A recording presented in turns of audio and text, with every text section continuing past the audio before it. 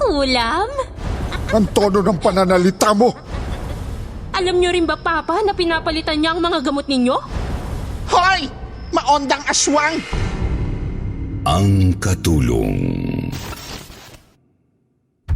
Alamin at pakinggan ang mga totoong kwento at salaysay sa likod ng mga misteryosong pagpatay at nakakamanghang pangyayari sa mga krimen na naganap sa iba't ibang sulok ng mundo.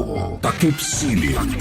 True Mystery Stories. Ikikwento sa inyo ng inyong lingkod, Jupiter Torres.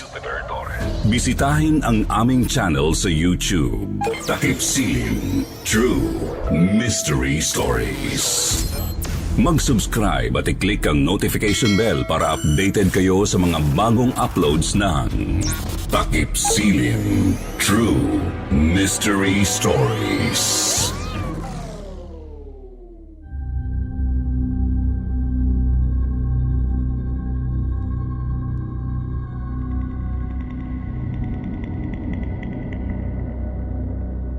Magandang gabi po sa inyo, Sir Jupiter, at sa lahat ng mga nakikinig ngayon sa channel ninyong Kwentong Takip Silim.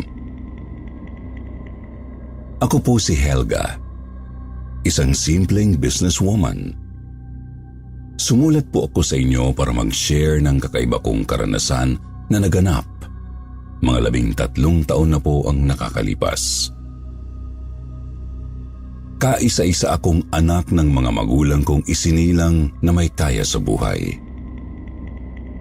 Kilalang businessman ang Papa Juanito ko sa probinsya namin bago pa yumao ang aking Mama Hyacinth sa Bangungot. Bata pa ako nang pumanaw si Mama, kaya naman ibinaling ni Papa Juanito ko sa akin ang atensyon at konsentrasyon niya. Bantay sarado ako nung kabataan ko. Bahay-eskwela lang ang buhay ko hanggang sa makapagtapos ako ng kolehiyo. Mahigpit si Papa. Hindi niya ako hinayaan na magkaroon ng kasintahan hanggang sa nagkaedad ako. Nalipasan na tuloy ako ng panahon at tumandang walang kahilig-hilig sa mga lalaki. Matandang dalaga ang tawag nila sa akin sa bayan namin. Matandang dalaga na itinakdang mag-alaga ng ama niya.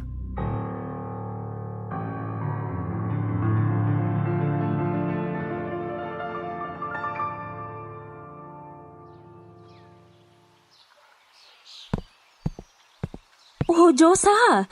Ano yung ginagawa mo? Ako nang magpupunas sa Papa. Ito namang si Helga, parang hindi ko naman ginagawa itay dati sa pudra mo. Akez na, patapos na o. Hindi ka nakatulong sa bahay na ito, Diyosa. Labandera ka na lang tuwing linggo, di ba? Hindi mo na trabaho yan. Ako nang magpupunas sa Papa. Sure lapel microphone ka ba, mi? Sure na sure ako, bakla. Sige na, maglaba ka na dun sa likod bahay. Pagkatapos mo, magmerienda tayo sa azotea. Ay, bet ko yan. Bet na bet sa Bethlehem, Charez. Rar! Sige po, Daddy Juanito. Maglalaba na akez. Babu po, pagaling po kayo.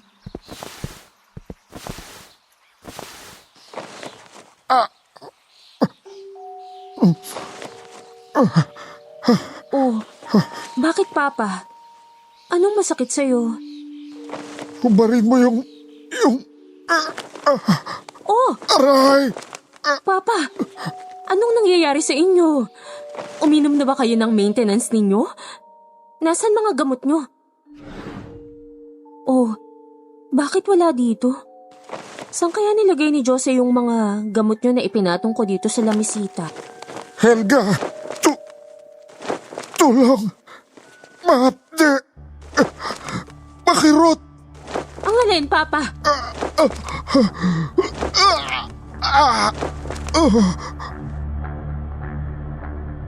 Biglang namilipit sa sakit ang papa ko nang lumabas si Diyosa sa silid. umalumpihit sa pagkakahiga ang papa. Parang sinusundot ang likod niya sa bawat kislot niya.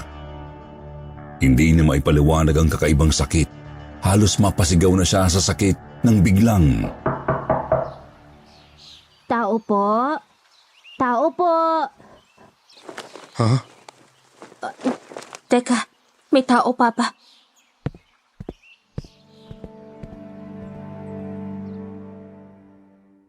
Biglang nawala ang nararamdamang sakit ng papa ko nang dumating sa bahay ang isang misteryosang matandang babae na nagpakilala sa pangalang Agnes. Ako po si Agnes. Ano pong kailangan nila, Aling Agnes? Nandito ako para manilbihan bilang katulong at kasama ninyo sa bahay, ma'am. Nandito ako para alagaan si Lolo Juanito. Pero, paano? Ibig kong sabihin, bakit kayo? Tatanggapin niyo ba ako, Ma'am Helga?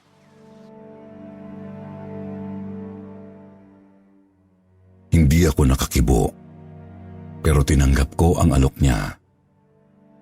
Bitbit ang isang tampipi at lumang digulong na maleta ay pinapasok ko siya sa malaking bahay namin. Hindi ko alam kung paano niya nalaman na may sakit ang papa ko at bakit alam niya yung plano ko palang na pagkuha ng bagong katulong. Maraming tanong noon sa aking isipan, Sir Jupiter. Maraming bumabagabag sa isipan ko simula nang dumating si Aling Agnes sa buhay naming mag-ama.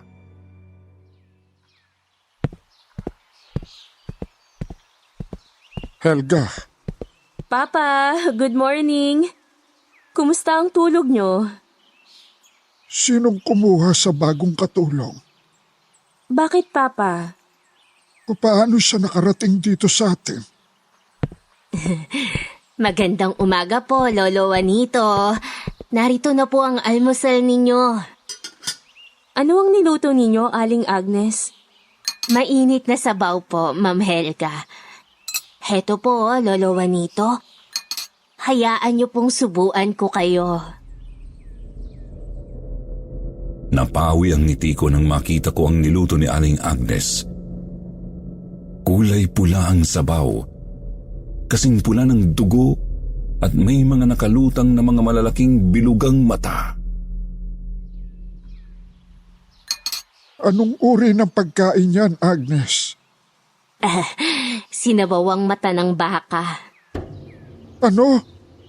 May halong pulang dagta mula sa pulang rosas at katas ng atsuete mula sa puno sa bakuran. Mainam na pantanggal ng lamig sa ugat. Hindi kasi kumakain ng mata ng baka ang papa ko, Aling Agnes.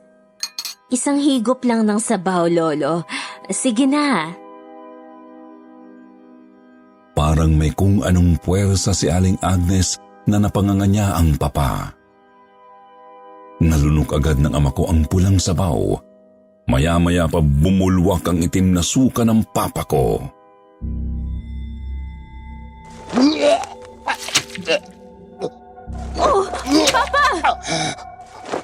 Hayaan mong isuka niya ang lahat ng nakain niyang masama. Anong masama? Sikmura ko, Helga. Nag-aapoy ang sikmura ko. Sinabi nang hindi kumakain ng... Ako na po ang bahalang maglinis ng lahat ng ito, ma'am. Mawalang galang na po. Nakatulog ng mahimbing ang papa ko pagkatapos sumuka. Sa sobrang himbing ng tulog ng papa ko, halos 2 araw siyang nakahiga sa kama.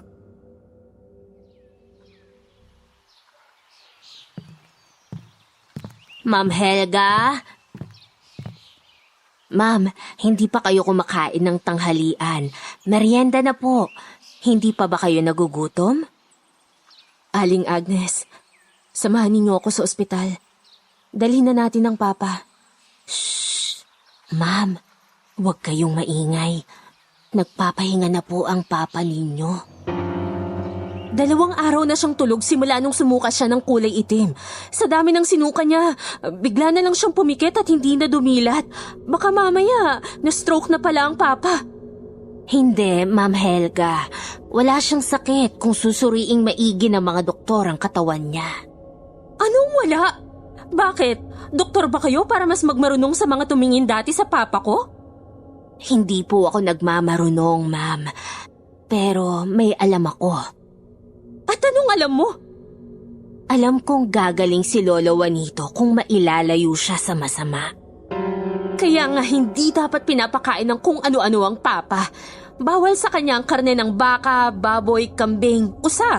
Lahat ng red meat, bawal. Masama. Hindi masama ang karne, basta wag lang susobra. Pero kayo na ang sumusobra. Doon na nga kayo sa labas muna, Aling Agnes. Ako na munang mag-aalaga sa papa. Sige po, ma'am. Hindi pa umaabot ang 1 oras may narinig na akong kakaibang ugong mula sa sala namin. Sumilip ako at nangilabot nang makita ko si Aling Agnes na nakadipa sa sahig na nagdarasal. Meron siyang hinuhuni na tunog na nakakabingi. Sa sobrang kuryosidad ko, lumabas ako at lumapit sa kanya. Napasigaw ako nang tumihaya siya at tumirik ang mga mata.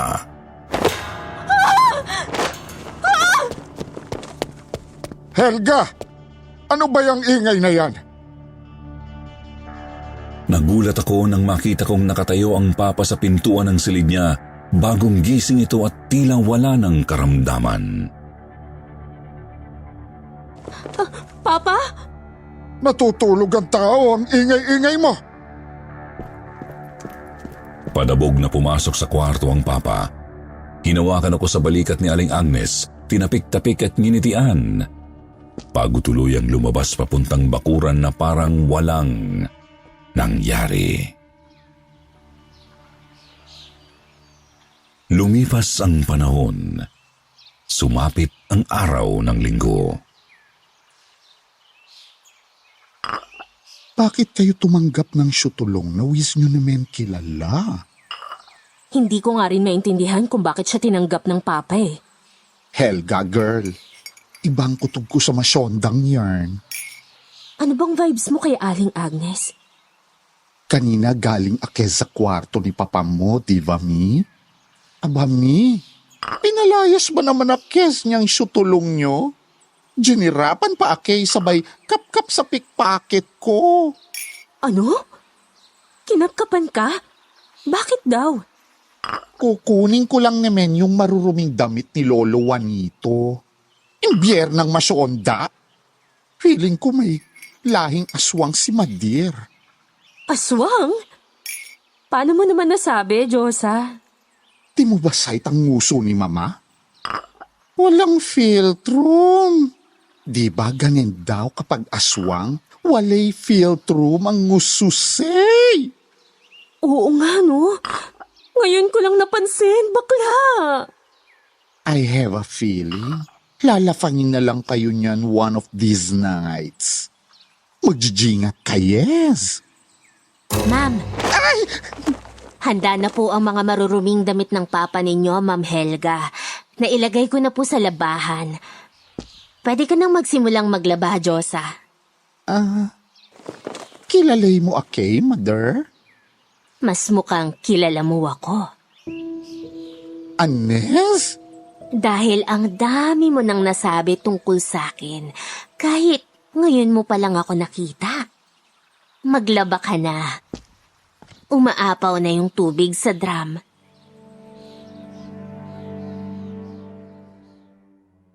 Hindi nakatingin ng diretso si Diyosa kay Aling Agnes. Maya-maya pa ay umiwas si Diyosa kay Aling Agnes. Pumunta na siya sa likod bahay para maglaba habang mabilis na pumasok si Aling Agnes sa kwarto ng papa. Agad akong sumunod sa kanya. Hinayaan ko siyang makapasok sa loob ng silid. Sumilip lang ako sa siwang ng pintuan. Doon ay kitang-kita ko kung paano niya kunin ang mga tableta at kapsula na gamot ng papa. Kinuha niya lahat ng nakapatong sa lamesita at inilagay sa bulsa niya. Pinalitan niya ito ng mga bagong gamot na galing sa maliit na pitaka na hinugod niya mula sa palda niya. Inayos niya ang mga gamot bago nagwika ng, Inumin niyo na po ang mga gamot ninyo, Lolo Juanito. Ako nang magpapainom sa papa. Sigurado kayo, Ma'am Helga? Oo, ako na. Pakilinis na lang ang kwarto ko, please. Okay, Ma'am. Itinapon ko ang mga gamot na nilagay niya sa lamiseta malapit sa kama. Ginising ko ang papa at sinabihan siyang huwag basta-basta iinom ng mga gamot na nasa lamiseta. Lumabas ako papunta sa likod bahay at nagulat ako nang makita kong nakaluhod si Diyosa sa simento at nakangudngud ang mukha sa lupa. Umiiyak ito habang kinakausap ni Aling Agnes.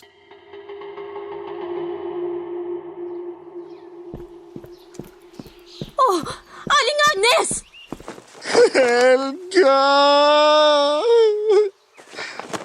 Anong ginagawa niyo kay Diyosa? Bakit siya nakaluhod sa semento? Ano to? Anong ibig sabihin? Helga! Nakakasyokot siya! Pinagbabantaan niya ang Kay. Kung narinig mo lang lahat ng sinabi niya, majujukot ka rin. Grabe siya!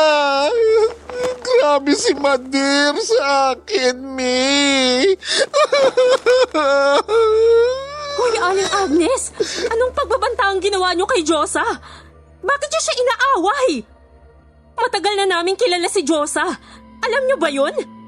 At alam niyo rin ba, Ma'am, kung anong mga ginagawa niya sa papa ninyo? Sinungaling! Sabi ko na eh. Sisiraan mo Kay sa pamilya na nag-alaga sa akin for 20 years. Inalagaan ka nila ng 20 taon. Pero bakit ganito ang ginanti mo kay Lolo Juanito? Helga! Ayan na naman siya. Mag-iimbento na naman siya ng kung anik-anik na kasinungalingan. Palayasin mo yan, Helga! Masamang show o yung maondang aswang na yan. Aswang? Kung ako aswang, ikaw, ano ang tawag sa'yo? Halimaw? Demonyo? Tama na, Aling Agnes! Tama na!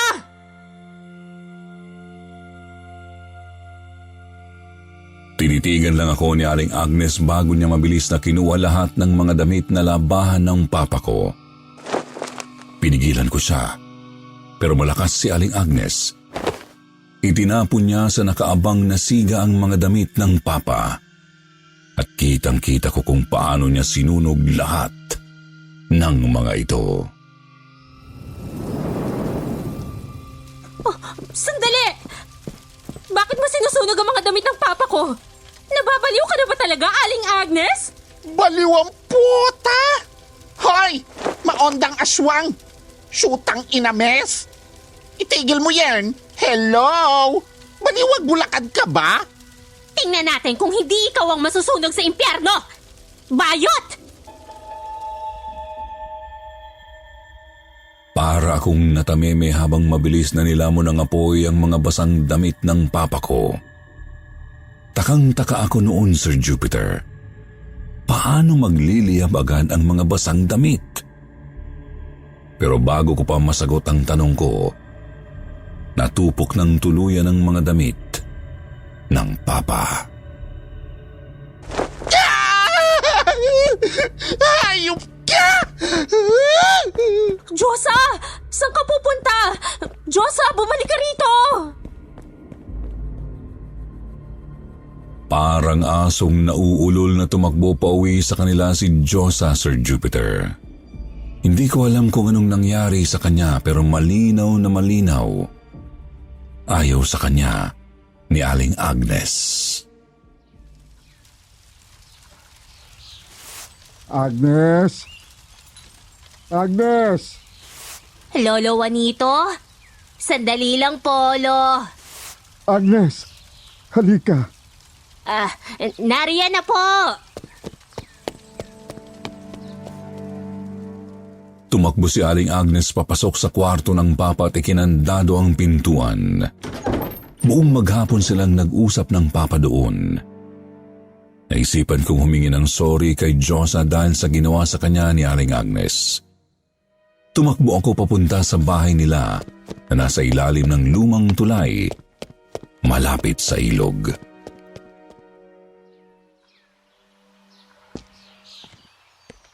Diyosa? Diyosa? Uy, nandiyan ka ba? Mag-usap naman tayo, bakla.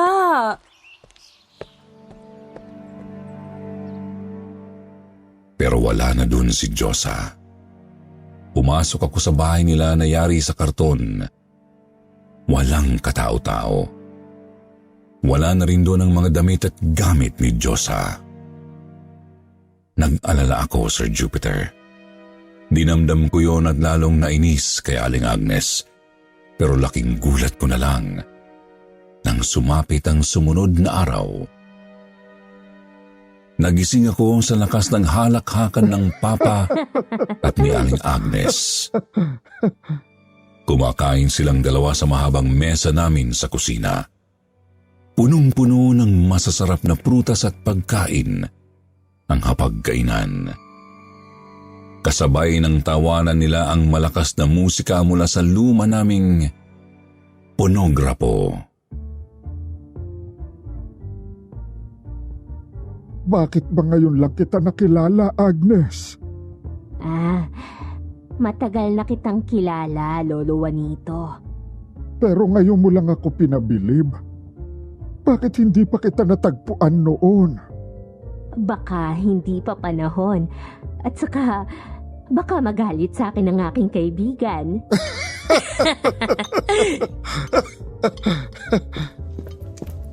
Papa, anong nangyayari dito? Helga, ikaw pala. Ang matalik na kaibigan ni Diyosang bakla. Magaling na ang papa mo, Ma'am Helga. Magaling? Magaling ba ang tawag sa taong kumakain ng mga bawal? Papa, ang galing Itigil mo ang kakanguya ng taba. Masama sa'yo yan. At ikaw naman, Aling Agnes, konsentidora ka ring matanda ka no? Helga, ang tono ng pananalita mo. Bakit, Papa? Anong masama? Bakit kayo nagpa-party? Anong ibig sabihin ng handaan na to? Alam niyo ba kung ano ang tawag ni Diyosa sa matandang yan? Alam niyo rin ba, Papa, na pinapalitan niya ang mga gamot ninyo? Alam ko na. Papa, alam mo na?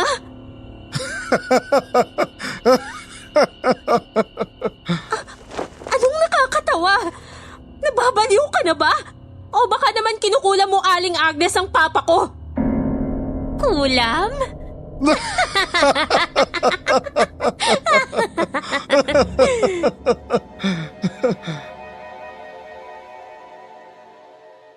Hindi ko kinaya ang kabaliwan na nakita ko nung araw na yun. Parang sinaniba ng kung anong ibang kaluluwa ang papa ko.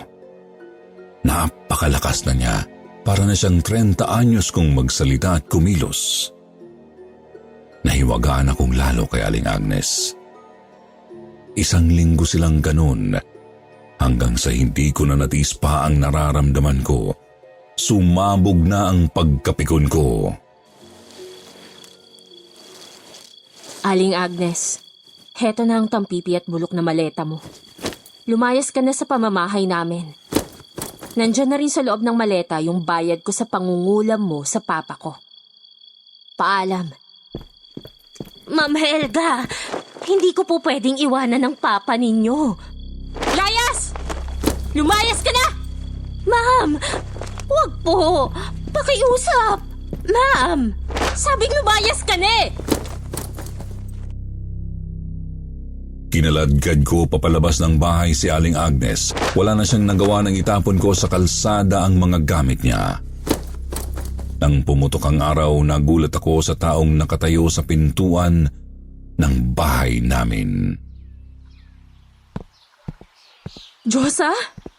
Helga! Yes, it's me, Mami. Diyosa!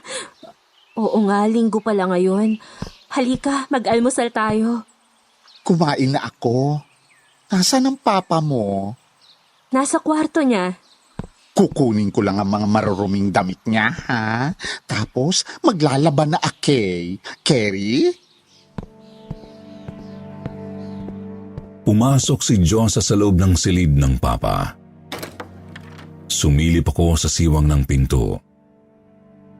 Kitang-kita ko kung paano siya nagulat nang makitang wala ang papa sa kama nito. Nasaan si Lolo Juanito? Mula sa likuran ko ay sumulpot si papa.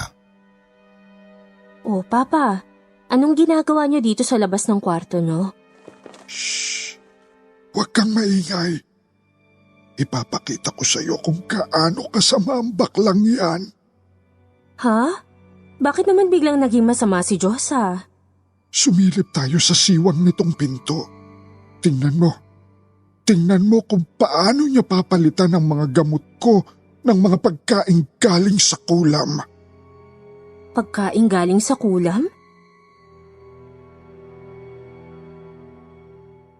Kitang-kita ko nga kung paano palitan ni Josa ang mga maintenance ng papa ko ng mga katulad nitong tableta na may lamang ipot ng insekto. Ha? Ipot ng insekto? Sinong nagsabi sa inyo? Si Agnes, natatandaan mo kung paano ako nagsuka ng itim nang painumin niya ako ng sabaw na may pangontra sa kulam? Yung itim na sinuka ko, ang naipong mga dumi ng insekto sa katawan ko. May dasalang maitim na likido na siyang bumabara sa mga ugat ko. Sigurado ba si Aling Agnes dyan? Tumahimik ka muna. Nandiyan na si bakla. Dala ang mga marurumi kong damit. Kinaladkad ako ni Papa papunta sa likod bahay. Nagtago kami sa batalan malapit sa poso ng labahan ng damit. Inabangan namin si Josa.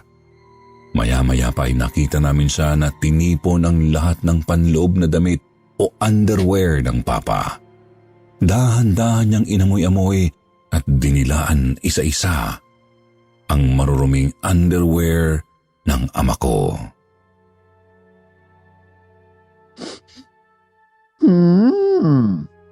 Oh, Daddy. Daddy Juanito. Ha? Daddy? Shh! Huwag kang maingay, Helga. Panoorin mo. Bata pa lang Kay. Gusto na kita, Daddy. Ang gwapo-gwapo mo. Ang sarap-sarap mo pa. Kahit na maonda ka na, Juanito. Shootang inames ka!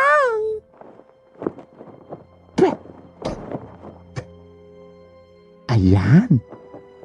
Hayaan mong gapangan ka ng laway ko, Daddy. Masarap at matamis ang laway ng mangkukulam.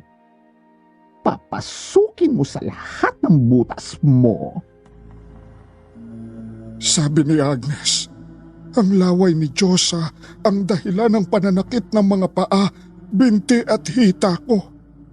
Pumapasok ang kapangyarihang itim niya sa butas ng ari at puwet ko, kung saan niya pinapaanod ang itim niyang alaga na nasa laway niya.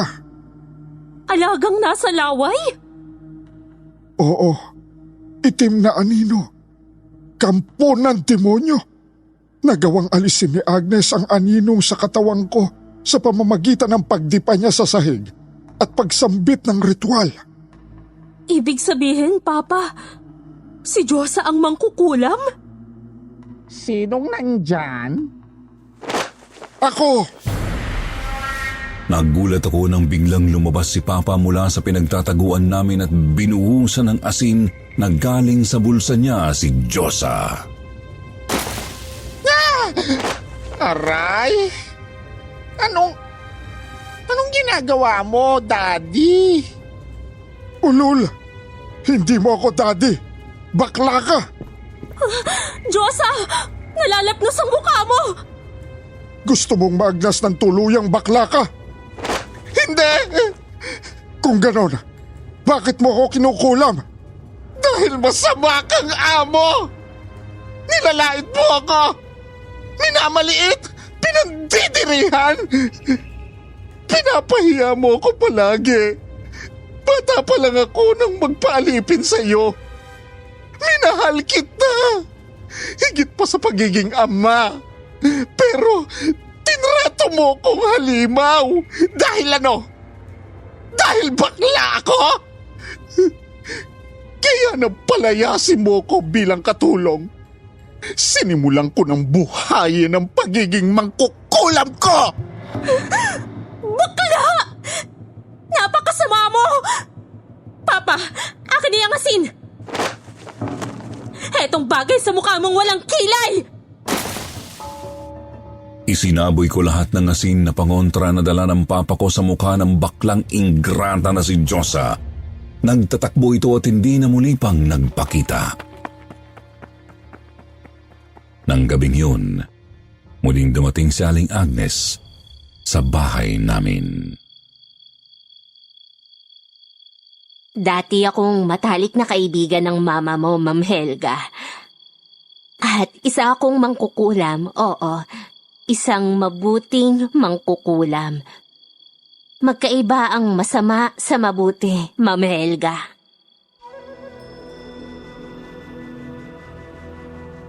Humingi ako ng tawad sa kanya at napatawad niya naman ako. Magmula noon, hindi na namin siya pinaalis ng papa ko sa bahay.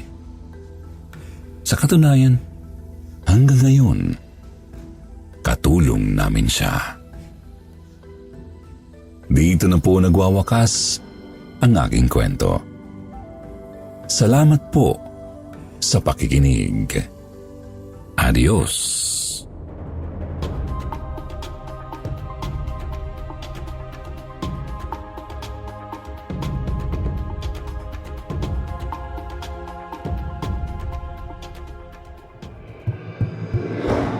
Para sa mga mahilig sa mga kwentong aswang, subaybayan ang aming bagong channel, Sitio Pangil. Pasukin ang nakakakilabot na mundo ng mga aswang. Like and subscribe. Sitio Pangil.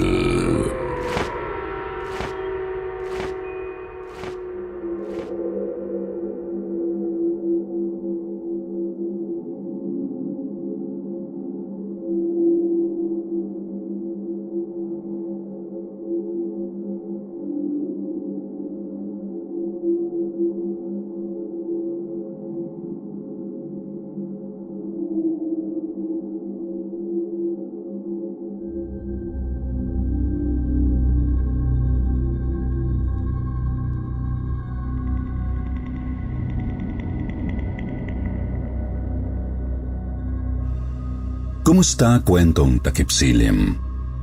Ako si Joanna, 37 years old at nakatira sa Cebu. Itong ibabahagi ko ay tungkol sa pinakamadilim na karanasan ko sa buhay.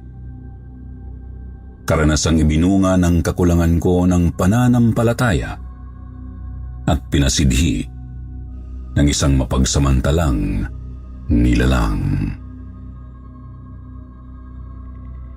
September 2013, mag-isa ako sa nirerentahang kwarto sa isang boarding house. Mayo noong 2012 pa nang mamatay ang asawa kong si Albert matapos mabangga ng isang malaking truck. Ang 3 anyos na anak naman naming si Jenny ay namatay noon pang Pebrero 2013 gawa ng kanyang inborn heart disease.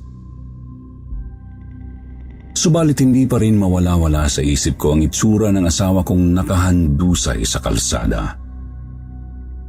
Maging ang mismong tagpo ng pagkamatay ni Jenny, nagmumulto pa rin sa kalooban ko. Matatapos na lang ang 2013, lugmok pa rin ako. Maya't mayang napapaluha, di makatulog ng maayos, at labis na nangayayat.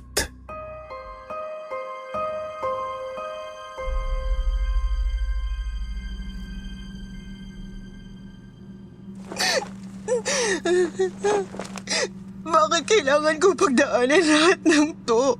Ano bang nagawa ko pagkakamali sa buhay ko? Bakit kailangan pati ang anak ko magdusa at mamatay sa lintik na sakit na yon?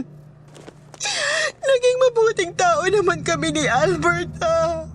Wala kaming nilalamang ang ibang tao. Madalas pa nga kaming tumutulong sa iba kung may maibibigay. Kaya bakit? Hindi ko maintindihan. Bakit?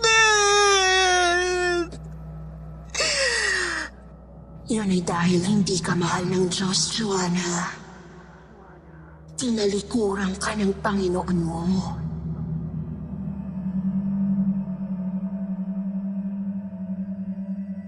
Nakaupo ako noon sa kama ko. Nakasiksik sa may sulok ng dingding nang una ko siyang marinig, Sir Jupiter. Pabulong pero malinaw kong narinig. Nagulat ako kasi kaboses ko siya, bagamat may halo itong lagim. Nakakikilabot ding isipin ang kanyang sinabing, marahil nga, hindi ako mahal ng Panginoon. Napalingon pa nga ako sa altar at napatitig sa mukha ng krusipeyong naruroon. Hindi ka mahal ng Panginoong Diyos. Itinakwil ka niya. Kasi kung mahal ka niya, bakit ka niya hinayaang dumaan sa ganyan, diba? Ang malala, dinamay pa niya pati ang walang kamwang-wang mong anak. Pwede naman sanang ikaw na lang ang magkasakit. Pero hindi. Ang bata ang pinagdusa niya sa iyong harapan. Kasuklam-suklam, diba? Paulit-ulit ko siyang naririnig, Sir Jupiter, lalo kapag gabi. Inisip ko na lang noon, baka bunga lang ng labis kong kalungkutan, kaya nakaririnig ako ng kung ano-ano. Patuloy pa rin kasing umiikot sa isip ko ang pagkamatay ng mag-ama ko. Kinwento ko ito sa may-ari ng pinapasukan kong karinderya. Sabi niya manalangin daw ako palagi ng rosaryo gabi-gabi bago matulog. Binigyan niya ako ng rosaryo. Tapos pabindisyonan ko raw sa lalong madaling panahon bilang proteksyon. Nilagay ko ang rosaryo sa bag tsaka umalis ng karinderya para umuwi. Balak ko na noon dumaan muna sa simbahan para pabindisyonan ang nasabing rosaryo. Subalit, bago pa man ako makapasok ng simbahan, nagulat ako nang kunin ko ito sa bag ko. Ano nangyari dito? Bakit putol? Nagkalat pang bead sa loob ng bag ko. Wala namang pwedeng makaputol dito, ah. Ayaw mo kasing maniwala sa akin. Sinabi ko naman sa'yo, Joanna. Tinalikuran ka niya ng Panginoon. Tingnan mo. Maski rosaryo, pinutol niya para di mo magamit.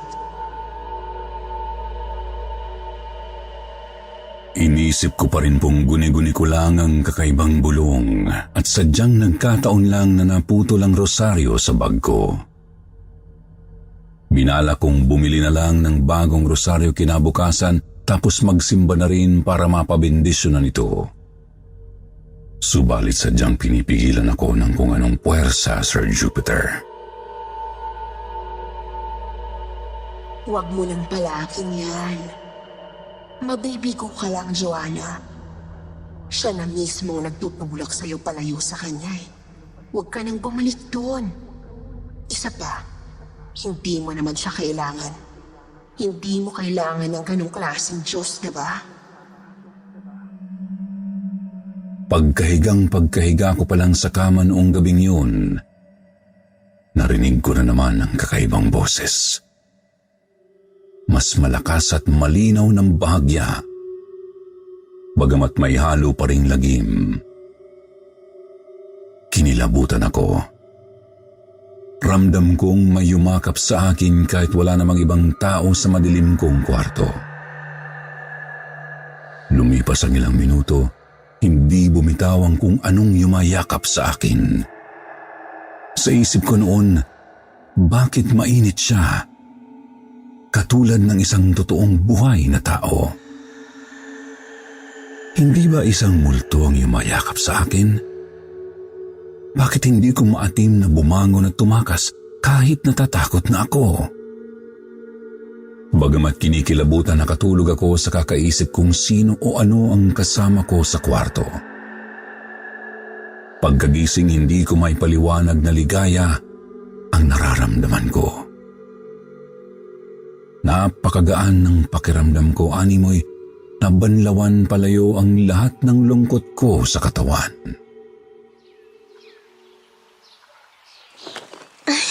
Ang ganda-ganda ng gising ko ngayon ah. Ano kaya yung yumakap sa akin kagabi? Siya kaya ang nagbigay sa akin ng ganitong pakiramdam?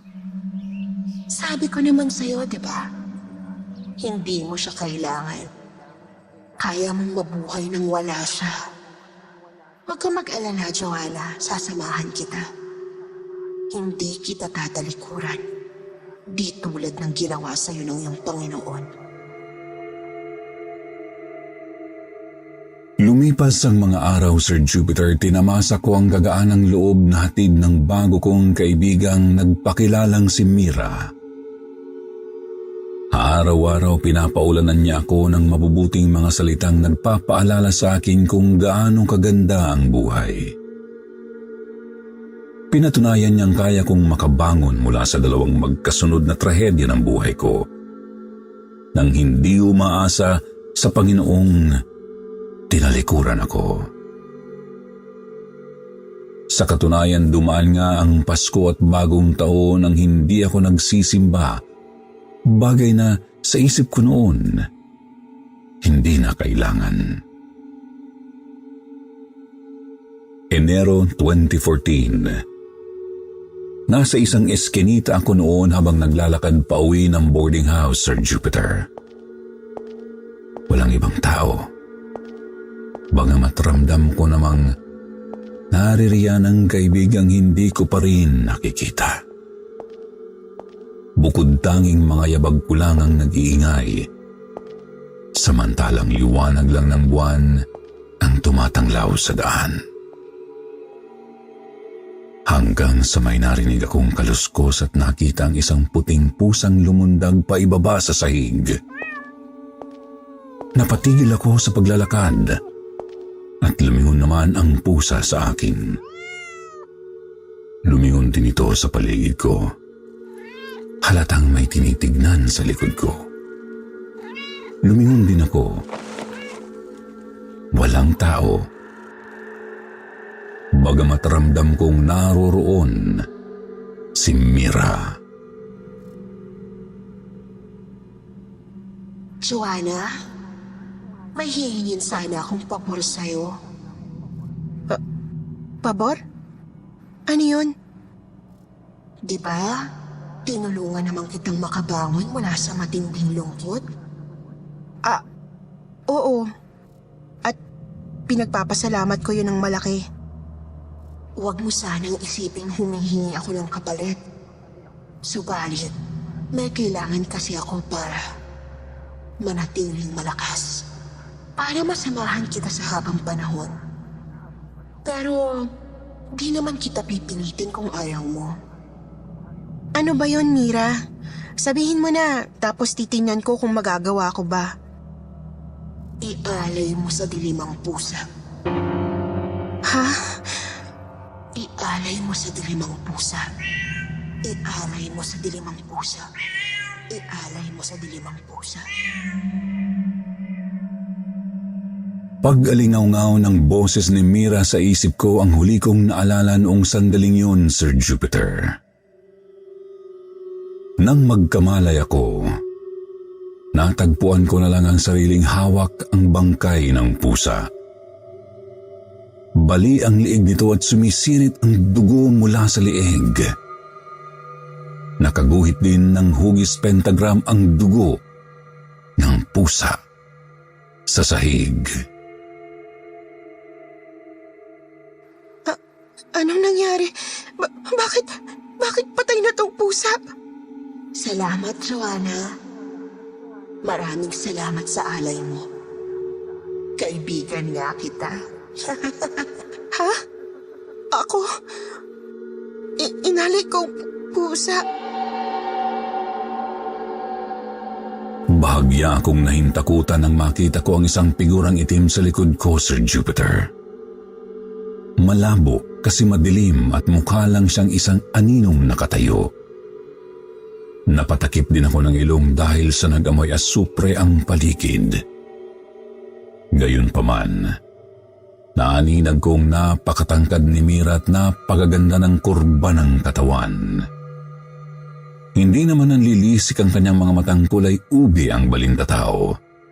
Bagkus kita kong nakangiti ito. Tila masaya sa ginawa kong pabor para sa kanya. Hindi ko lang talaga maiwasang kilabutan lalo pat napakabigat ng kanyang presensya. Kaya naman naitapon ko ang bangkay ng pusa sa sahig. Dali-dali akong tumakbo papunta sa boarding house habang ingat na hindi makita ng kahit na sino. Sir Jupiter, wala akong maibibigay na paliwanag kung bakit puno ng kalmot ang braso ko. Tapos duguan ang bunganga at damit. Nahirapan akong makatulog noon. Hindi po kasi ako mapanatag kakaisip kung nagawa ko ba talagang kagatin ang lieg ng pobreng pusa. Iniisip ko rin si Mira. Ano ba talaga siya? Bakit niya ako hinimok na gawin ang ganoong bagay? Kinabig din naman ako ng antok kakaisip, Sir Jupiter. Tinanghali nga lang ako ng gising pero ang gaan-gaan na naman ng pakiramdam ko. Sa katunayan, mas sumigla pa nga po ako at nawala na sa isip ko ang nangyari ng nagdaang gabi. Joanna, kaibigan, kumusta na ang pakiramdam mo? Pasensya ka na ha, kung natakot kita kagabi. Ayos lang yun, ano ka ba? Sorry din kasi nabigla ako sa figure mo. Pero, in fairness ha, ang sexy ng curves mo. Nambola ka pa. Hoy, pero ano, yung pag-aalay? O bakit? Anong meron? Kailangan kasi yung ulit-ulitin para manatili ako sa tabi mo.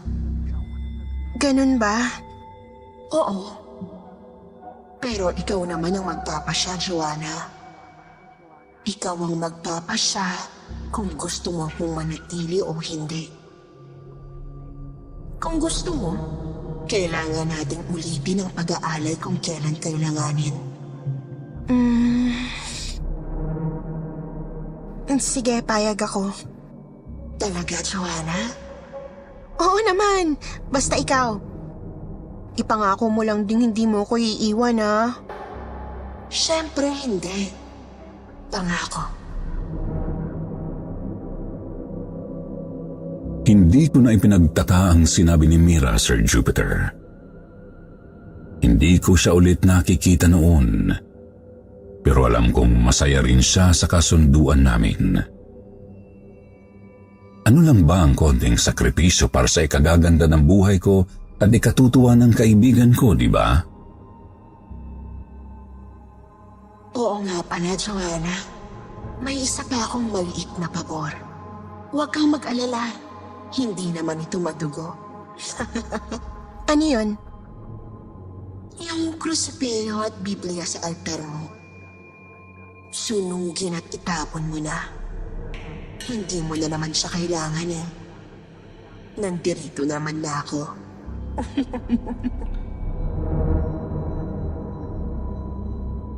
Hindi rin ako nagdalawang isip sa isa pa niyang ipinakiusap. Kinuha ko ang krusipeo at Biblia sa altar tsaka sinira ang mga ito. Nilagay ko sa paper bag at sinunog sa likod bahay nang masiguro kong wala ang landlord. Nilinis ko rin ang abo pagkatapos bago itinapon sa basurahan. Lumipas ang ilan pang linggo, tumupad ako sa usapan namin ni Mira. Kapag sinabi niyang kailangan kong mag-alay, naghahanap ako ng pusa o asong pwedeng gamitin. Tuloy-tuloy rin ang pagiging masigla ng isip, damdamin at katawan ko. Bagay na ikinatuwa ng amo ko sa karinderya. Mas maayos ko na kasing nagagawa ang trabaho ko at hindi na ako palaging malungkot. Subalit nagbago ang lahat nang sumapit ang Ash Wednesday, March 5, 2014. Nayanig ang mundo ko sa sinabi ng kaibigan ko. Joanna? Yes, Bessie. May hihingin sana akong isang pabor. Lumalaki kasi ang pangangailangan ko sa enerhiya para manatili rito sa mundong ibabaw. Mas dadalasan ba natin ang pag-aalay? Hindi naman. Pero ganito. Kailangan mong mag-alay ng isang tao bago matapos ang Biyernes Santo. Mas mainam kung isang bata. Yun. Ano ka mo? Yun na. Tumitindi ang pangangailangan ko eh. Kung hindi mo kasi gagawin, kahit ayaw ko, ang kalikasan ko ang mismong kakabig sa buhay mo. Sa buhay ko? Anong ibig mong sabihin? Mamamatay ka, kaibigan ko. Sir Jupiter, pagod na akong malungkot at ayoko nang masadlak ulit sa paghihinagpis dahil sa pagkamatay ng asawa at anak ko. Pero hindi ko kayang magsakripisyo ng tao. Kahit ano pang sabihin ni Mira, hindi ko magagawang pumatay ng tao upang gawing alay para lang sa sarili kong buhay. Lalo na kung batang walang muwang. Sa pag-ayaw ko, nagsimula pong magtampo sa akin ang kaibigan ko. Araw-araw, halos oras-oras nga po, paulit-ulit akong binubulungan ni Mira. Sinasabi niyang, Joanna, huwag mong sabihin hindi mo ko pagbibigyan. Akala ko ba magkaibigan tayo? Akala ko kaibigan mo ko. Akala ko ayaw mo kong mawala. Eh bakit nag-aalinlangan ka ngayon? Joanna, isipin mo, binago kong buhay mo. Tinulungan kitang makabangon. Kaya dapat lang nasuklian mo ko. Kung hindi, kakalad ka rin kita sa impyerno. bagamat hindi bumalik ang lungkot ko sa pagkamatay ng mag-ama ko, lumukob naman sa akin ang kilabot kay Mira. Hindi na mainit ang yakap niya sa akin, kundi nakasasakal na. Hindi na mabubuting salita ang sinasabi niya, kundi madalas matatalim ng pagpabanta. Hindi na naman ako makatulog ng maayos. Subalit sa tuwing lumilingon ako sa altar, wala nang krusipeyong nakikita ko dati. Sinunog ko na. Pakiramdam ko, wala nang nagbabantay sa akin. Pinalayas ko na.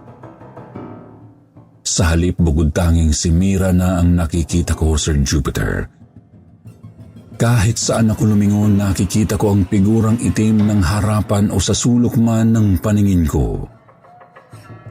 Maliban sa napakagandang hubog ng kanyang katawan, naaaninag ko na rin ang kanyang buntot at mga sungay.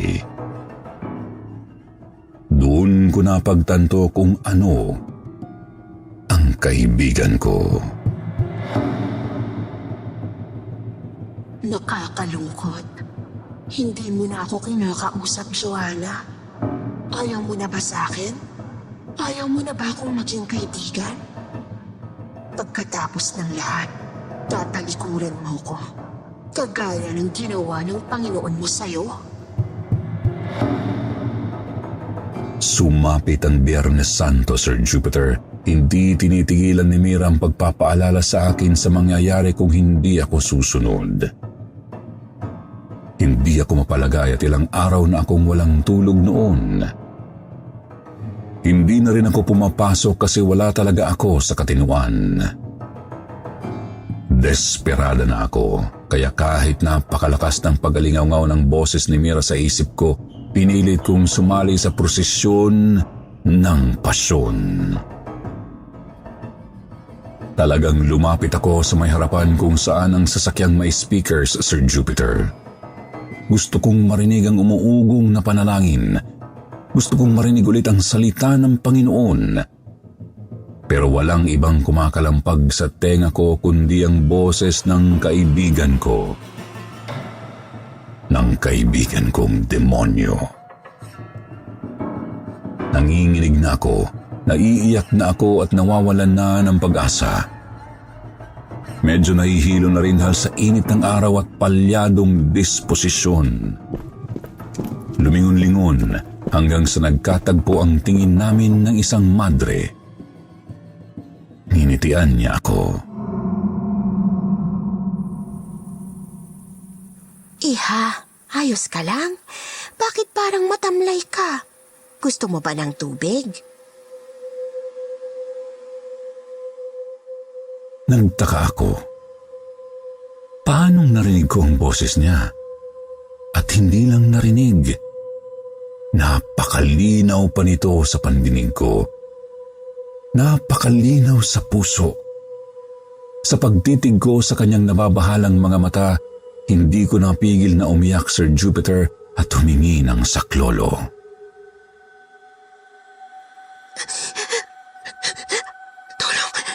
Tulong sa lolo. Ano sa tingin mong gagawin mo, kaibigan ko? Bago pa man makalapit sa akin ang madre, bigla na lang pong nablangko ang paningin ko. Hindi ko sigurado noon kung hinimatay ba ako o ano. Basta ang purong kadiliman ang nakikita ko. Hindi pa naman ako patay kasi ramdam ko pa naman ang lamig at amoy ng halimuyak ng asupre sa paligid. Pero paano kung nasa kabilang buhay na pala ako? Paano kung papunta na pala ako sa impyerno? Bigla akong nakaramdam ng matinding kilabot sa naisip ko.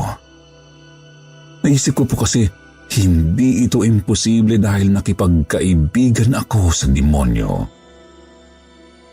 Tinakwil ko ang Diyos sa buhay ko. Ilang saglit pa naramdaman kong umihip ang mainit-init na hangin. Napalingon ako at nakita kong nakatayo ang isang napakagandang dalaga sa gitna ng dilim. Hindi ko alam kung paano ko siya nakikita, pero napakalinaw niya sa mga mata ko. Nasaan ako? Sino ka? Kumusta, Joanna? Hindi mo ako kilala? Doon ako natauhang kahawig nga niya ang anino ni Mira. Higit sa lahat kay Mira nga ang kulay ubing balintataw na nakangiti sa akin, bagamat ramdam kong may halo na itong galit. Mira? Oo, ako nga. At nandito tayo ngayon para tuparin ang napagkasunduan natin. Hindi maaari. Kakalat ka rin kita sa pinanggalingan ko, Joanna. Magsasama tayo doon ng walang hanggan.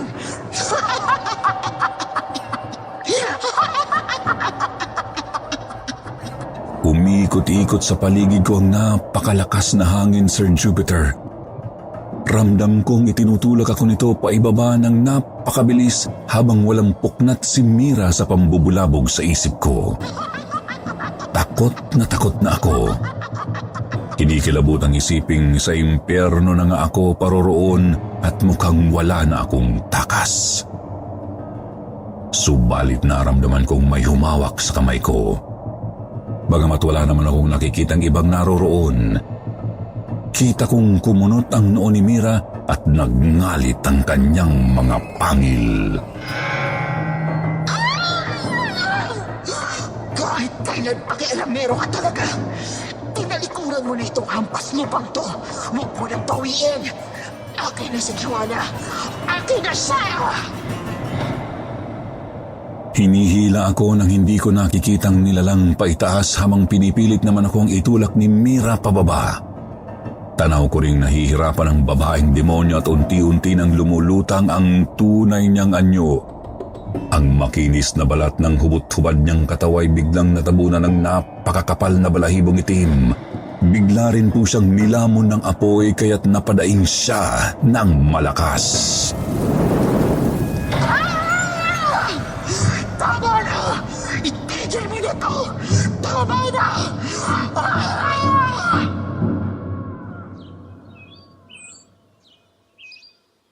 Nasa isang preskong silid ako ng magising, Sir Jupiter. Isip ko noon baka nga hinimatay ako sa prosesyon at nanaginip ng masama. Ilang minuto pa may pumasok sa kwarto at nakilala kong ito ang madreng huli kong nakita. Mabuti naman at gising ka na, Iha. Kumusta nang pakiramdam mo? Sister, kayo po yung... Oo, ako yung nakita mo doon sa prosesyon. Ako nga pala si Sister Flora. Kinabahan ako kasi mukha ka talagang nahihilo nung nakita kita eh. Tapos... matanong ko nga pala anak, ay naaalala ka ba sa mga nangyari? Panaginip lang po ang naaalala ko eh. Ano po bang nangyari? Sinaniban ka, Iha? Po? Sinaniban ako? Balakas ang loob ng demonyong yon kasi sinabihan ka niya sa gitna mismo ng pasyon. Mabuti na lang at nagawa ng paraan ng mga paring kasama namin na itaboy nila yung demonyo. Demonyo? Oo, anak. Isang demonyo ang sumapi sa'yo. At hindi lang basta-bastang ligaw na kaluluwa. Sapi? Sinapian ako ng demonyo?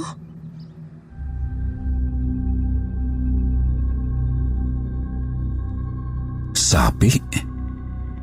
Sinaniban ako ng demonyo? Sir Jupiter, hindi ako makapaniwala sa mga sinabi ni Sister Flora. Talaga bang sinaniban ako ng demonyo na malamang na si Mira?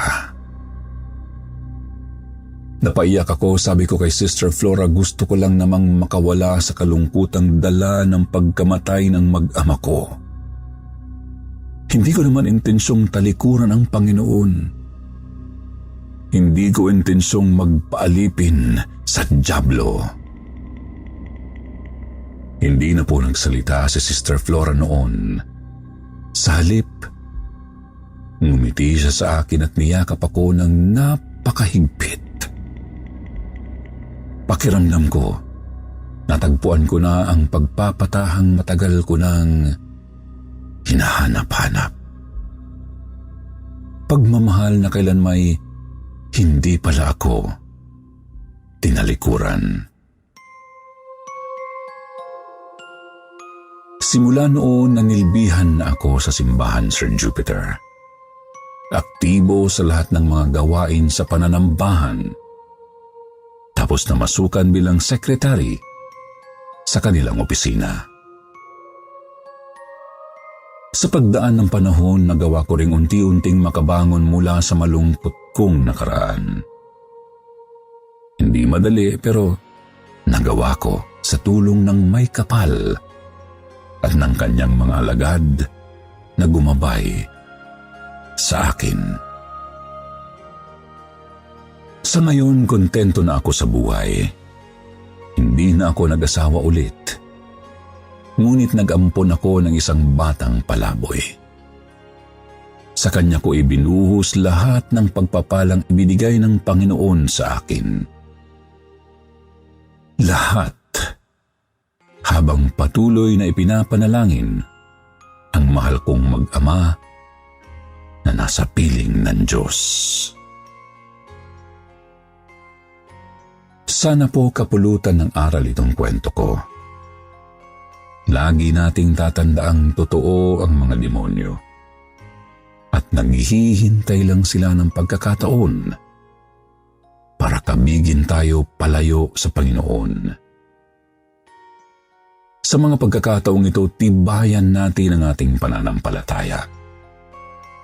Palayasin ang mga mapagpanggap ng demonyo at pagtagumpayan ang pasyon o paghihirap na dinaranas natin sa buhay. Hanggang dito na lang po, Sir Jupiter. God bless.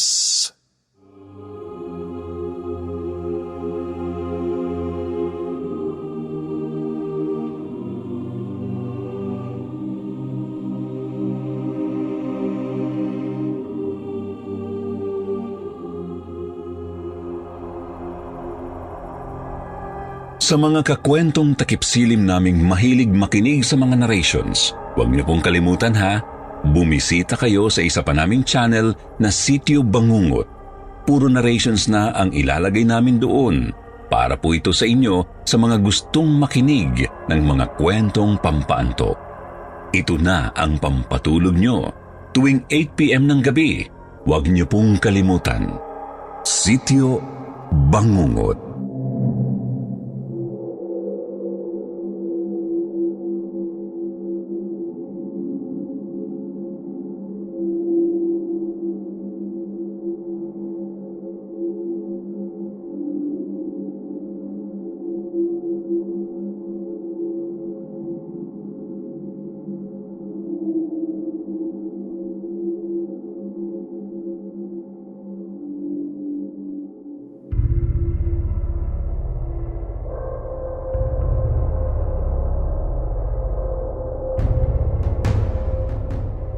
Bawal ang kasalanan sa loob ng bahay. Unang araw ko pa lang bilang houseboy, yan na agad ang pinagdiinan sa akin ng amo kong si Sir Clemente. Noong una nagtataka talaga ako kasi hindi ko naman alam na may mangyayari palang masama kung magkakasala ka sa bahay na yun. Subalit di rin nagtagal, nahiwagaan ako ng masaksihan at maranasan ang ilang mga kakaibang pangyayari roon. Ako nga po pala si Tomas ng Tagaytay. 2011 nang mamasukan ako bilang houseboy sa isang bahay sa Quezon Province. Mga kalahating oras na lakaran mula sa bundok Banahaw. Nakatayo ang bahay sa may kakahuyan, malayo sa ibang kabahayan. Tapos, tanging ang amo ko lang ang nakatira roon. Ayaw daw kasi niyang iwan ang lugar para sumama sa kanyang mga anak na nasa ibang bansa. Yun na rin ang mismong dahilan kung bakit kailangan niya ng makakasamang houseboy.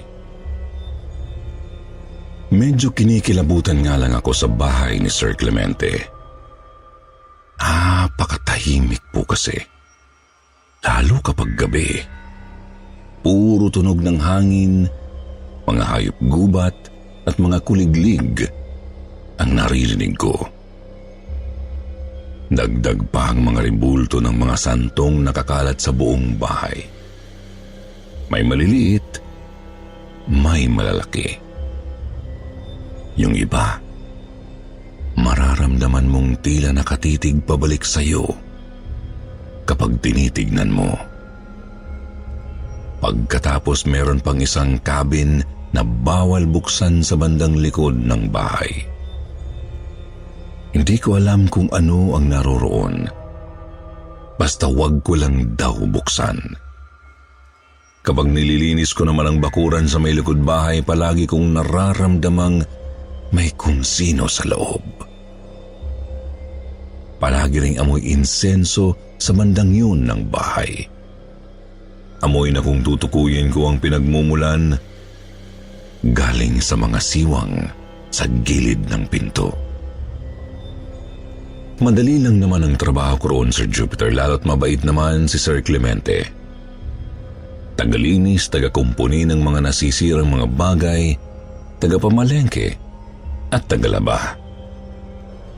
Sa pagluluto naman, madalas akong tinutulungan ni Sir kasi libangan din niya yun. Tsaka buong pagmamalaki kong masasabing napakasarap din talaga niyang magluto. Yun nga lang, 17 years old pa lang ako noon. Likas na mapusok.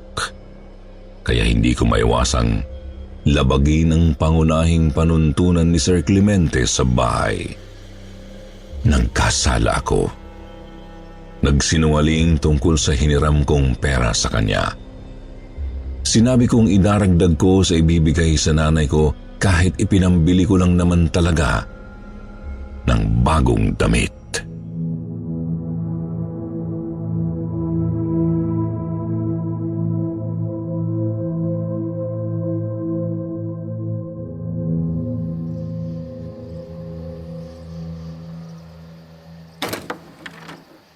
Ay, Tomas, ayos ka lang ba? Ano ba't nakatalokbong ka ng kumot dyan? Tanghali na. Bumangon ka na. Maglilinis ka pa ng bakuran ngayon. Pasensya na ho, sir. Hindi po maganda ang pakiramdam ko eh. Kaninang madaling araw pa po ako nanginginig. May nagawa kang kasalanan, ano? Ha? Kasalanan po? Sabi ko naman sa'yo, bawal na bawal ang kasalanan dito sa pamamahay na to. Kapag nagkasala ka, may mangyayaring hindi maganda. Gaya niyan, nagkasakit ka. Tandaan mo kasing may tagapangalaga ang bahay ko at ayaw na ayaw niya nung may kasalanan sa paligid.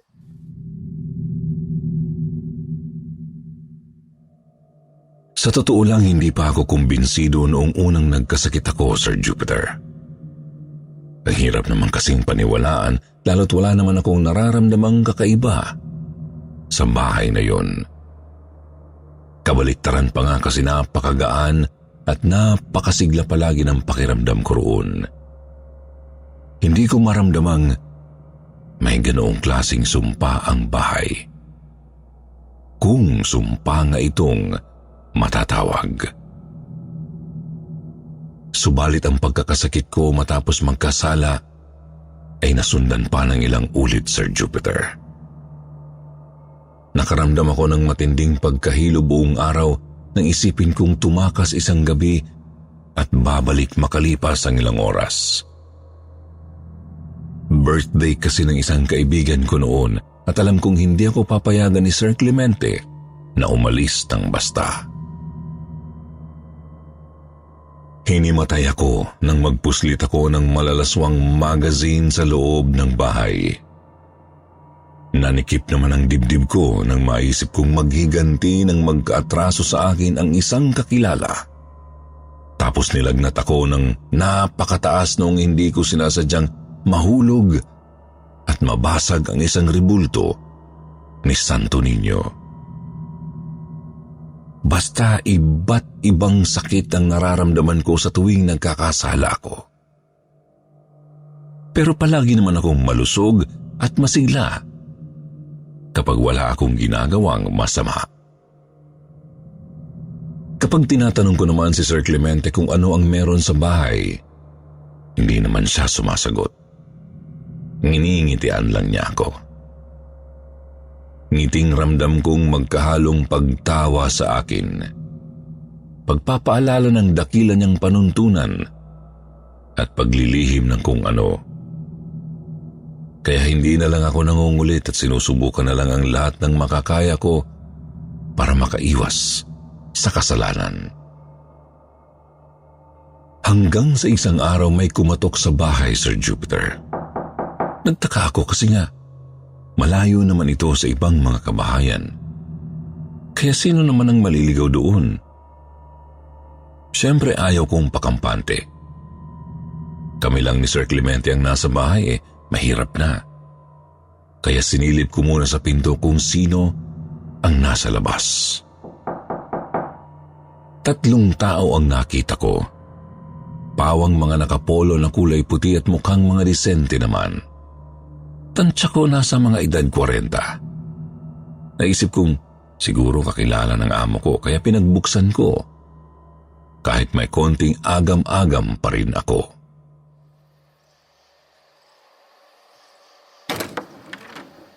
Kumusta po? Ano pong kailangan nila? Magandang umaga, iho. Pagpalain ka nawa ng may kapal. Naririyan ba si Sir Clemente? Gusto sana namin siyang makausap. May iaalok lang kaming konting serbisyo. Po? Ay nako, hindi po basta-basta tumatanggap ng kung ano-anong alok si Sir Clemente eh. Napaka-pribado po kasing tao nun. Kausapin na lang muna namin siya, iho, para malaman natin kung ano bang palagay niya. Wala naman kasing masama sa inaalok namin. Dadasalan lang naman namin ng mga rebulto niya. Bebendisyonan niyo ho? Hindi. Hindi naman kasi kami mga pare. Mga simpleng taga-simbahan lang kami. Gusto lang namin dasalan ng mga rebulto ninyo. Lalo pat nababalitaan naming marami raw rebulto ng santo si Sir Clemente. Dito pa nga lang sa bakuran may mangilan-ngilan na oh. Sige po, tatawagin ko lang po ang amo ko.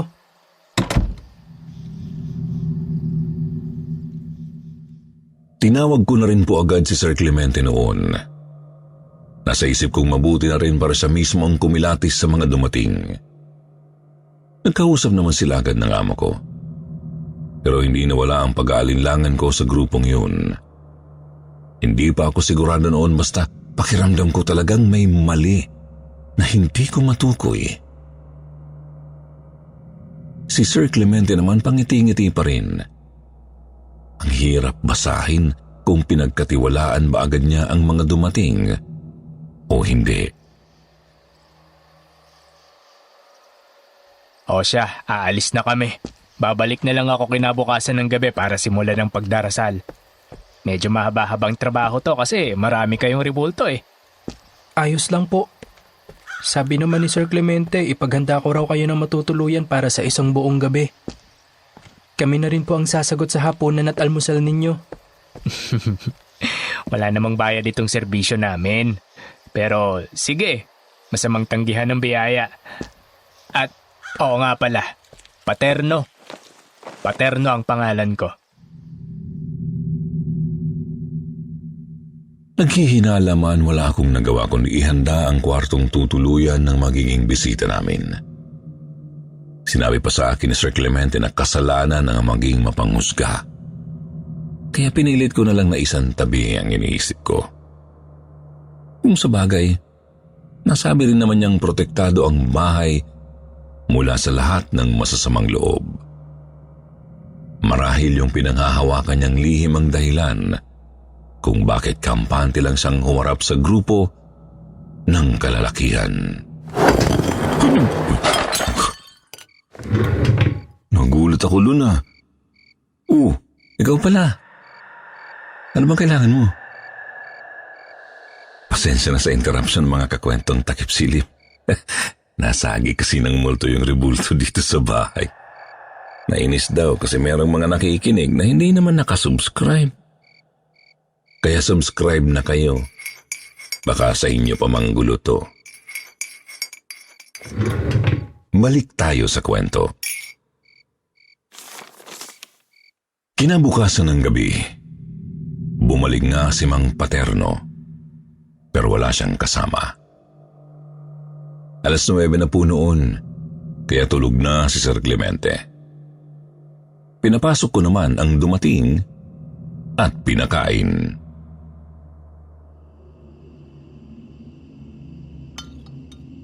Sarap nitong laing ah. Ikaw ba nagluto nito? Naku, hindi po. Si Sir Clemente po. Hilig kasi talaga niyang pagluluto eh. Ah, ganun ba? Grabe, ang sarap talaga.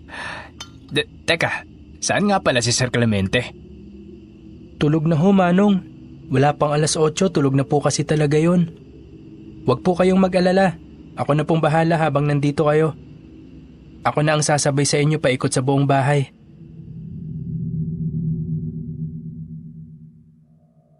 Pansin kong malikot ang mga mata ni Mang Paterno habang nag-uusap kami. Paminsan-minsan pang ang lumilingon. Tapos sinasabing tinitignan lang daw niya ang mga ribulto sa loob ng bahay. Medyo marami raw kasi. At halatang gawa pa ng mga kilalang iskultor ang iba. Subalit pansin kong ang mga ribultong may mga gintong korona, kwintas at rosaryo lang ang tinititigan niya na maigi. Kinabahan ako, Sir Jupiter, kasi nang huhusga ako. Pero wala naman akong nararamdamang kakaiba sa katawan ko. Kahit pagkahilo man lang. Kaya naisip kong baka ligtas pa ako. O siguro gusto lang din ng mahiwagang bahay na matyagan ko ang bisita. Pagkatapos niyang kumain, agad nagsimula si Mang Paterno sa pagpapanalangin. Inisa-isa niya ang mga ribulto sa buong first floor, kahit yung mga nasa bakuran.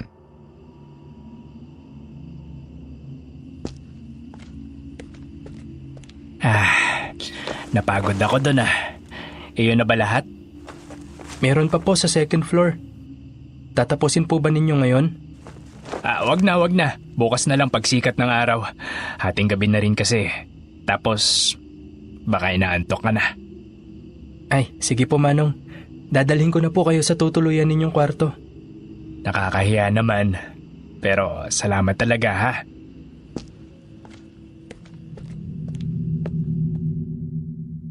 Pansin kong iniligid ni Mang Paterno ang paningin sa kabuuan ng saradong cabin. Tapos sumunod na siya sa akin papasok ng bahay. Ako naman tumungo na rin sa kwarto ko para matulog.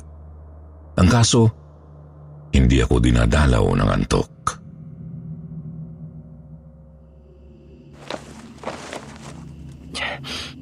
Kakainis naman oh. Ba't ba hindi ako makatulog?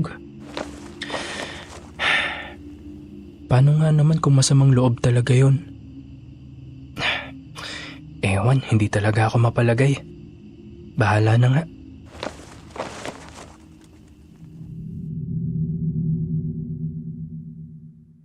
Hanggang sa hindi na ako nakatiis, bumangon ako para i-check ang bahay at ang bisita namin.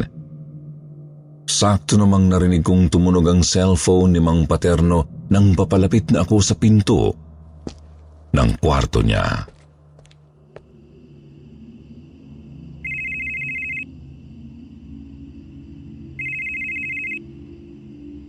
Sisimulan ko na ang plano. Ililipat ko na yung mga lilimasin natin sa may pinto para mabilis nang mabitbit. Oo. Nalibot ko na ang buong bahay. May cabin sa likod pero hindi raw pinapabuksan yon. Yun nga rin ang kutob ko eh.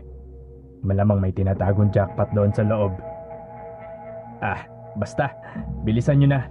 Hindi rin kasi talaga maganda ang kutob ko rito sa bahay na to eh. Ewan ko. Basta parang tinititigan ako ng mga lecheng ribulto. Sinasabi ko na nga ba eh. Sabi na eh. Nagtago ako sa may hagdan nang maramdaman kong papalabas na si Mang Paterno sa kwarto. Pinagmasdan ko lang siya. Habang kinukuha niya ang mga mamahaling muebles na nakasabit sa mga ribulto, ang mismong mga mamahaling ribulto naman, maingat niyang nilipat sa may sala, malapit sa pinto, para siguro yun madaling makuha ng mga kasama niya. Sir Jupiter, gusto kong may gawin. Gusto ko siyang pigilan, pero natatakot ako. Nag-iisa lang ako tapos payat pa. Anong laban ko sa isang matipunong lalaki? Tsaka malay ko ba, baka may dala siyang patalim o baril. Mapano pa ako? Hindi ko rin naman magawang magsumbong kay Sir Clemente kasi hindi ako pwedeng basta lumabas sa pinagtataguan ko nang hindi napapansin ng kawatan. Kaya naisip kong maghintay na muna ng tamang pagkakataon. Isa pa, hinihintay ko rin na sumama ang pakiramdam ni Mang Paterno. Matinding kasalanan ang ginagawa nila ng mga kasama niya eh. Tapos ko nang ilipat ng mga ribulto. Pupuntahan ko naman yung cabin sa likod. Bilisan ninyo, hoy. Mga tarantado ang kukupad ninyo. Hanggang sa tumawag ulit si Mang Paterno sa kanyang mga kasama. Ilang minuto pa, napansin ko na lang na papunta siya sa may kusina tapos lumabas sa back door. Sa isip ko, yun na ang hinihintay kong pagkakataon. Lumabas ako sa harapang pinto para hindi niya ako agad mapansin. Tapos tahimik na pumunta sa likod bahay. Nadatnan kong nakatayo ang bisita sa harap ng cabin at nagpapalinga-linga. Tinitingnan yata kung may tao sa paligid. Swerte namang hindi niya ako nakita kaya't maingat pa akong lumapit habang nananatiling nakatago sa mga halaman. Kinuha niya ulit ang cellphone at tumawag sa mga kasama. Saan na ba kayo? Oo, nandito na ako. Pero may naririnig akong kakaibang tunog mula sa loob eh. Parang tunog ng mga hayop o ewan. Oo na. Bubuksan ko na. Babaklasin ko na lang tong kandado. Ang lalakas ninyong makauto samantalang ang pabagal nyo dyan. Ay. Nagtaka ako kasi wala naman akong naririnig na kakaiba. Maliban sa huni ng mga kuliglig at kaluskos ng mga dahon, napakatahimik nga ng paligid. Anong sinasabi niyang may kakaibang tunog mula sa loob ng cabin? Wala naman talaga eh. Hanggang sa napansin kong humugot si Mang Paterno ng malalim na buntong hininga. Tsaka nagsimulang baklasin ang kandado ng cabin. Gusto ko na talaga siyang sugurin at pigilan noon, pero naduwag na naman ako. Kakaasar. Bakit nga ba? Bakit nga ba hindi muna ako nagsumbong kay Sir Clemente bago ako lumabas ng bahay para sundan ng kawatan? Nakakapikon talaga ako? Nakakapikon talaga. Hanggang sa natanggal na nga ni Mang Paterno ang kandado, bigla na lang kumalabog ng malakas ang dibdib ko. Pakiramdam po may mangyayaring malagim sa gabing iyon. Bilang houseboy ni Sir Clemente kasi ako mismo ang nakakaalam na may kakaiba talaga sa bahay na yun at hindi ka talaga pwedeng gumawa ng kalokohan doon. Binuksan ni Mang Paterno ang pinto. Kita kong umihip ang hangin sa loob dala ng matapang na amoy ng insenso. Pigil na ang hininga ko sa kaba. Dahan-dahan siyang pumasok at bigla itong sumara ng napakalakas. Ano ka? Tulong! Sa kalolo!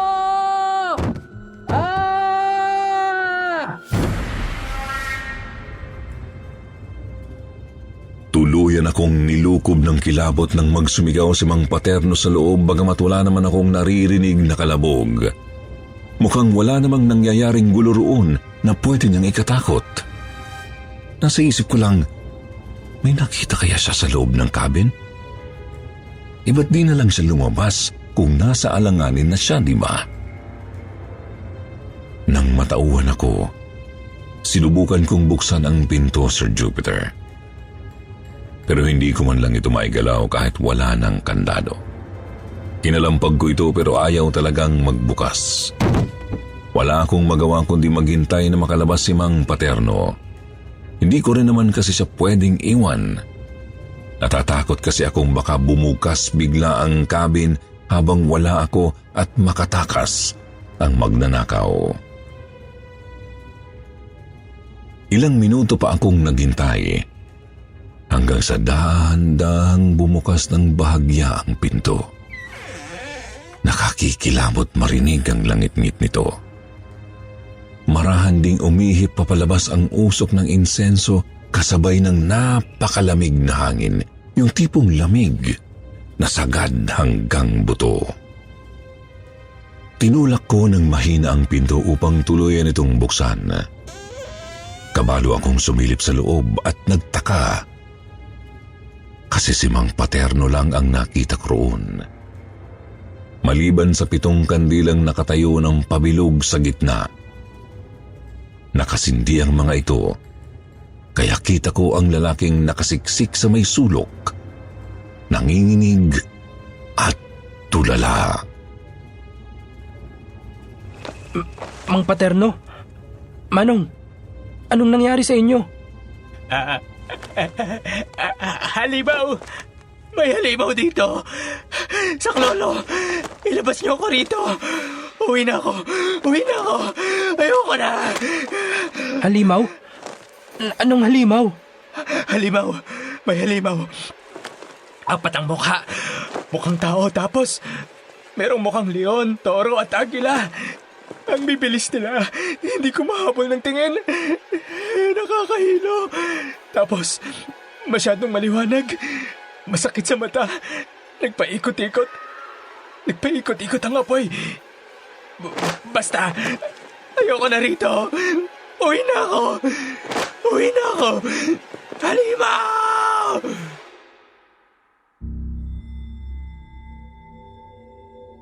Hindi ko siya maintindihan.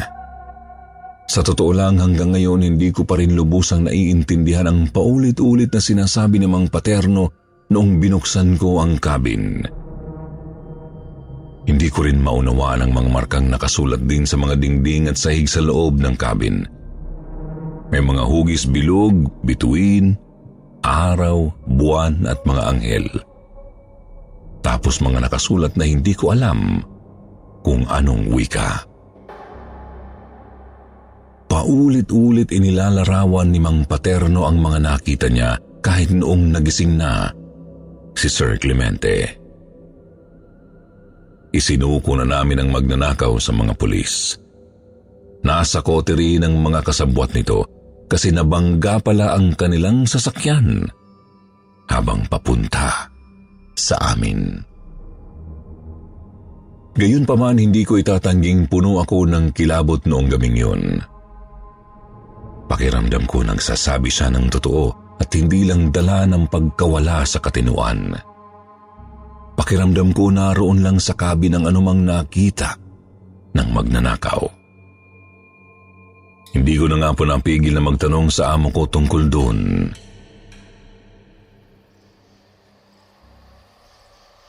Sir naman, sabihin ninyo sa akin kung ano ba yung nakita ni Mang Paterno. Iyon po ba yung nangangalaga sa inyo at sa inyong bahay? Iyon bang nagdudulot ng mga kakaibang karamdaman kapag may nagkakasala rito? Di ko naman po sasabihin sa iba eh. Sige na po. Kagaya ng nakagawian, hindi talaga sumasagot ang amo ko kapag tinatanong ko ng tungkol sa hiwaga ng kanyang bahay. Umingiti lang ito. Ngiti na parang pinagtatawanan ako. Pinapaalalang, huwag akong magkasala. At halatang may inililihim. Hayaan na lang. Ganoon talaga si Sir eh. Wala na tayong magagawa doon. Isa pa, marami rin naman akong natutunang mga aral ng buhay mula sa mabait kong amo. Nanilbihan ako kay Sir Clemente hanggang sa kanyang pagpanaw noong 2014. Hindi ko man nakumpirma mula sa kanya mismo kung ano ang hiwaga ng bahay, pero may nabasa ako mula sa Biblia. Hindi ako sigurado kung tama ba ang hinala ko. Pero iiwan ko sa inyo ang mga bersikulong tugmang-tugma sa mga inilarawan ni Mang Paterno. Ezekiel Kabanata 1, versikulo 10 hanggang 14. Sa harap mukha silang tao. Sa kanilang tagiliran, mukhang leon. Sa kaliwa naman, mukha silang toro at mukhang agila sa likuran. Ang tigdalawa nilang pakpak ay nakabuhang pataas at magkaabot ang dulo. Ang tigdalawa naman ay nakatakip sa kanilang katawan. 12. Hindi na nga sila kailangan pumihit saan man nila gustong pumunta sapagkat nakaharap sila sa lahat ng dako. Sa gitna nila ay may naglalagablab na apoy na parang sulo at nagpapalipat-lipat sa 4 na nilalang na buhay. Maningning ang liwanag niyon at pinagmumulan ng kidlat.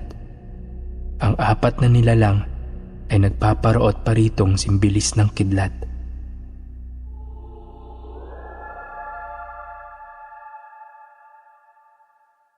Mga anghel ang inilalarawan ng bersikulong yan na nagpakita sa isang pangitain kay Propetang Ezekiel.